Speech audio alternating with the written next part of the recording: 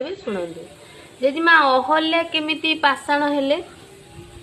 ଅହଲ୍ୟା ଗୌତମଙ୍କ ନାରୀ। ତାକୁ ସେ ଚନ୍ଦ୍ରସୂର୍ଯ୍ୟ ହରଣ କରିଥିଲେ। ହରଣ କରିଥିଲେ ବୋଲି ଗୌତମ ଋଷି ତାକୁ ଅଭିଶାପ ଦେଇଦେଲେ ଅହଲ୍ୟାକୁ। ଅହଲ୍ୟା ତୁ ପାଷାଣ ହେଇକି ପଡ଼ିଯା। ସେ ପାଷାଣ ହେଇକି ସେଠି ପଡ଼ିଗଲା। ମୋ ସ୍ତ୍ରୀ ହେଇକି ଏତେ କର୍ମ କଲୁ, ତୁ ପାଷାଣ ହେଇଯା। ସେ ଗୋଟେ ପାଷାଣ ହେଇଯାଇଥିଲା।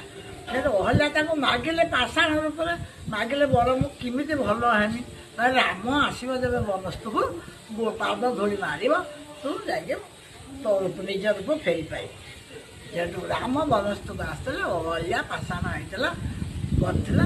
ରାମ ବନସ୍ତକୁ ଆସିଲା ବେଳେ ସେ ବିଶ୍ୱାମିତ୍ର ଋଷି ସାଙ୍ଗରେ ବିଶ୍ୱାମିତ୍ର ଋଷି କହିଲେ ପାଦ ମାରିଦେଲେ